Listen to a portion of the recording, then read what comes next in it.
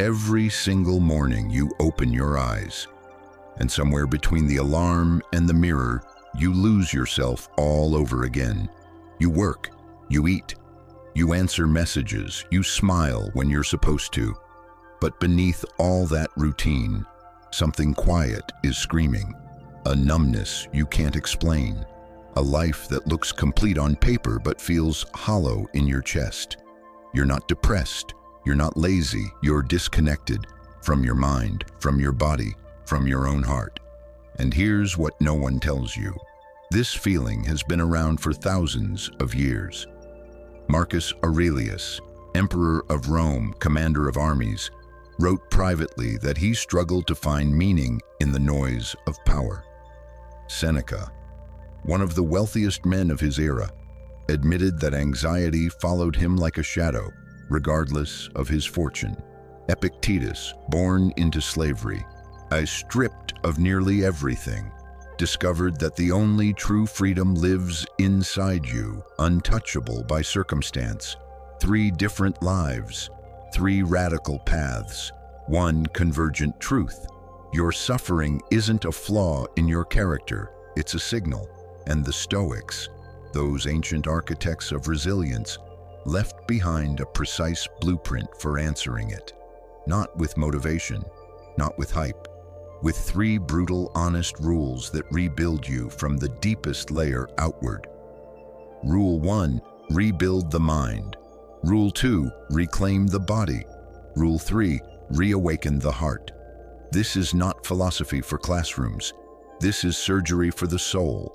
And if you stay until the end, you'll understand not just what these rules are, but why living them will change the texture of your entire existence. Let's begin. Where Marcus Aurelius wrote, "The happiness of your life depends upon the quality of your thoughts, not your income, not your relationships, not your circumstances, your thoughts. Yet right now, your mind is not yours.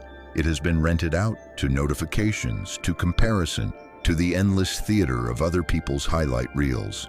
You've been consuming so much noise that the signal inside you has gone quiet. You don't even notice the invasion because the invaders feel familiar." Step 1. Purge the mental diet. You would never pour engine oil into a glass and call it nutrition, but every morning millions of people flood their minds with outrage, anxiety, and distraction, and expect clarity to follow. For the next 30 days, make a single non-negotiable commitment. The first 20 minutes of your day belong only to your mind's development. You read something that sharpens you. Study the life of someone who rebuilt themselves from nothing. Learn one skill that makes you more capable. Don't call this a reading habit. Call it what it actually is, mental conditioning, because your mind will either become your sharpest weapon or your most suffocating cage. And every piece of content you consume casts a vote for which one it becomes. Your mind is either your greatest weapon or your tightest prison. Step 2. Redirect your identity, not just your goals. Most people chase outcomes. They say, "I want to be confident, I want to be fit, I want to feel motivated." But the Stoics weren't interested in wanting. They were obsessed with becoming. There is a profound difference between saying, "I want to lose weight," and saying, "I am someone who honors my physical temple." One is a wish. The other is an identity. And identity drives behavior far more powerfully than desire ever will. So here is your first written exercise. Take a piece of paper right now, if you can, and complete this sentence. "I am in the process of becoming." Don't write who you hope to be someday. Write who you are choosing to be in this exact moment, because transformation doesn't live in the future. It lives in this decision, in this breath, in this choice. Step 3. Dismantle the invisible walls. "I'm not smart enough. It's already too late for me. Someone like me doesn't succeed at that." These aren't truths. They are inherited lies wearing the costume of reality. The Stoics had a word for the act of agreeing with your own limitations, assent, and they were ruthless about withdrawing it. Every belief that shrinks you was built one thought at a time, which means it can be demolished the same way. Write down the 3 most limiting stories you carry, then rewrite each one, not as wishful thinking, but as a declaration rooted in action. I'm not smart enough becomes I am building the competence I need one day at a time. It's too late becomes every breath I take is an unrepeatable opportunity. These rewrites aren't affirmations, they're demolition orders on the prison you didn't know you were living in. Step 4, the daily mind audit. Every morning, write 3 thoughts that move you forward and 3 that pull you back. Through the day, intercept the destructive ones the moment they surface and replace them with something honest and empowering. Each evening, ask yourself one question. Did my mind serve my purpose today, or did it undermine it? This is not positive thinking. This is mental discipline. The same discipline Marcus practiced on the battlefield, Seneca practiced in the Senate, and Epictetus practiced in chains. When you govern your mind, you govern your life. Repeat this, not as a quote, but as a covenant with yourself. My mind is the territory I rule, and I will not cede it to chaos. The Stoics did not separate the mind from the body. They understood something modern science is only now confirming. The state of your body shapes the state of your consciousness. Marcus Aurelius noted in his private journals that rising early, despite discomfort, despite fatigue, was not about productivity. It was about proving to himself every single morning that his will was stronger than his comfort. Your body is not a vehicle you're just riding around in. It is the physical form of your discipline. And right now, it may be telling a story you don't want to be true. Step 1. Eat with awareness, not just appetite. You don't need a perfect diet, you need a conscious one. Before every meal, pause for 3 seconds and ask, is this decision moving me toward the version of myself I respect, or away from it? That pause, that tiny moment of awareness, is where discipline is born. The Stoics weren't ascetics who starved themselves. They were purposeful. They understood that self-governance at the table builds the same muscle as self-governance in every other arena of life. You don't have to eat perfectly. You have to eat intentionally, because when you control what enters your body, you begin to rebuild trust in your own decision-making, and that trust compounds across every other area of your life. Step 2. Sleep as a sacred discipline. Seneca warned that a wasted life is not always one squandered dramatically. Sometimes it's the slow erosion of one late night at a time. Every hour of sleep you sacrifice for another scroll, another episode, another numbing distraction is an hour of strength, clarity, and emotional balance that tomorrow's version of you will desperately need and not have. Sleep is not passivity. Sleep is the forge. 7 to 8 hours each night isn't a luxury.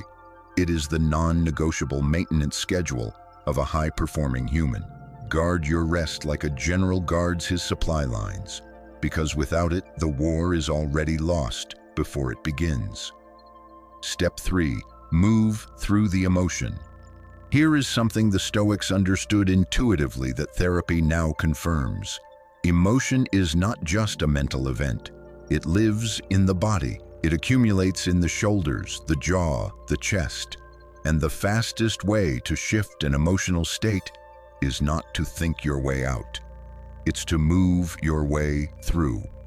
Anxious, walk. Furious, run until your lungs burn, hollow and lost. Lift something, do something physical that demands your full presence. Epictetus, who lived with a permanent physical disability, taught that growth does not require ideal conditions. It requires relentless, purposeful effort with whatever you have. You don't need a gym membership. You don't need an hour. You need 10 minutes of movement that sends your body a message. I am still in charge here. Step 4. Choose discomfort on purpose. The Stoics practiced something they called voluntary hardship. deliberately choosing difficulty in small doses to strengthen the will. Seneca slept without his usual comforts occasionally, not out of masochism but out of philosophy. He wanted to know he could endure. Marcus trained his body in conditions far harsher than a palace, and every time he chose the harder path, he was depositing trust into his own account. You don't need extremes. Take the cold shower, skip the elevator, eat the meal without the extra portion, run the extra block when every instinct says stop. These aren't punishments. They are proof. Proof that you are someone who keeps promises to themselves. Write this down and anchor it. My body is the temple of my intention, and I will honor it with every choice I make. There is a specific kind of emptiness that no one talks about. It doesn't come from poverty or failure. It comes from success without meaning, from connection without depth, from a life that looks full from the outside but echoes when you knock on it. Marcus Aurelius wrote that a person who stands firm in the face of emotional storms is not one who has gone numb, but one who has gone deep. Real strength of heart is not the absence of feeling. It is the capacity to remain open, even when openness has cost you before. Step 1. Find your way back to yourself. Put your phone down, sit in silence. Real silence. No background music, no ambient noise, no comfortable distraction. Then ask yourself 3 questions that most people spend their entire lives avoiding. If failure were completely impossible, how would I actually live? What do I pretend not to care about when, in truth, I care deeply? And when no one is observing, who do I truly become? Don't intellectualize the answers. Feel them. The tightness in your chest when a question lands.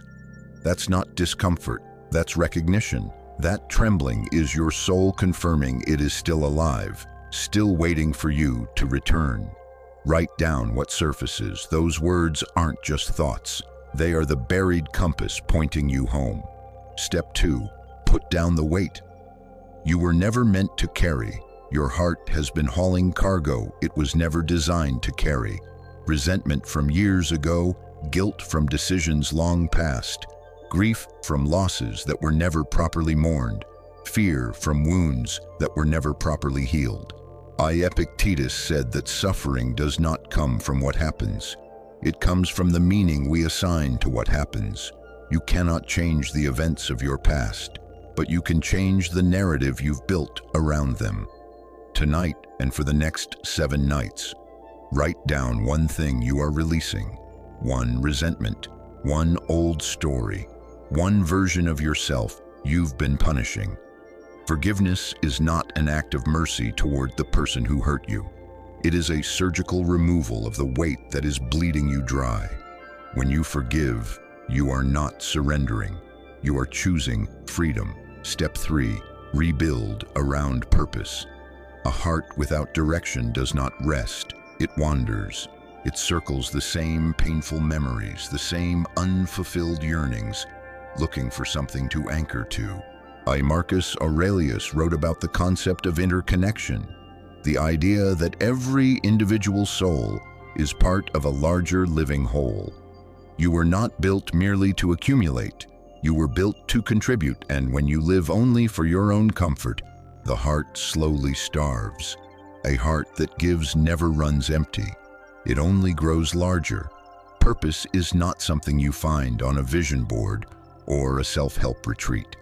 It is something you construct, brick by brick, through deliberate action. Ask yourself, when do I feel most genuinely alive? When you help someone navigate something you've already survived. When you create something where nothing existed before. When you teach, when you serve, when you love without condition. Those moments are not accidents, they are signals. The specific frequency your heart was designed to broadcast. Step 4, begin small. Begin now. Don't wait for a transformation that feels worthy of your vision. Help 1 person today. Write 1 true sentence. Make 1 phone call you've been postponing. Extend 1 act of genuine kindness. not for recognition, but because your heart needs to remember what it feels like to beat fully. A heart that practices giving does not deplete, it expands. It becomes, over time, something unbreakable. Not because it has never shattered, but because it has been rebuilt so many times that the cracks are now filled with something stronger than the original. Write this and mean every word. My heart does not merely beat to survive. It pulses to serve, to build, and to love fiercely. Here is what most people miss. These 3 rules are not separate chapters. They are a single, living system. When you rebuild your mind, you give your body a reason to move. When you reclaim your body, you generate the energy your heart needs to feel alive again. When you reawaken your heart, you ignite the very fuel that keeps your mind clear and your will unbreakable. The mind is the compass, the body is the vessel, the heart is the flame. Remove any one of them, and the journey stalls. Align all 3 and something remarkable begins to happen. You stop surviving your life and start authoring it. Marcus Aurelius struggled with anxiety and self-doubt, and he led an empire. Seneca wrestled with procrastination and fear, and he wrote wisdom that outlasted centuries. Epictetus lost everything the world considers essential, and became one of the freest people who ever lived. They were not exceptions. They were examples, proof that the path forward is not perfection, but persistence, not greatness from the start, but one decision at a time, every single day without stopping. Let me share something real. A man I'll call Daniel came to Stoicism at his lowest point. Career burned out, marriage strained, estranged from the version of himself he respected. He didn't start with grand gestures. He started with 20 minutes of reading each morning, then a 10-minute run, then a letter he wrote to his father, a letter he'd been composing in his head for 11 years. He never sent it, but writing it set something free. 6 months later, his external life hadn't changed dramatically, but his internal life was unrecognizable. He had become someone who kept his own promises, and that changed everything downstream. That is the power of these 3 rules, not as inspiration, but as architecture. A framework you build your days inside until the framework becomes your nature. Rebuild your mind and your direction returns. Reclaim your body and your energy returns. Reawaken your heart and your reason for all of it returns. You were not born to sleepwalk. You were not born to play a diminished version of yourself until time runs out. You were born with a specific, irreplaceable capacity for something, and the world is waiting on it. The Stoics didn't offer comfort, they offered clarity. And the clearest thing they ever said is this: the life you want is not behind you, it is not lost, it is not too late, it is waiting on the other side of the decision you make today. So say this, not as words, but as a declaration. I am the architect of my own mind. I am the guardian of my own body. I am the keeper of my own heart. Now breathe. Feel that quiet fire. That's not ambition, that's truth. Take your first step, not at the right time, not when conditions improve. Now, here, today. And if this spoke to something real in you, if it reached a part you've been protecting or neglecting, don't let it end here. Share this with someone who needs to hear it. Drop a comment below with one sentence, a single promise to yourself. Because saying it publicly makes it real in a way that thinking it never does. If this content moved you, hit that like button and come back to Stoic Horizon every week. Because this is only the beginning of what we're building here together. You are not the person you were when you pressed play, and that is exactly the point.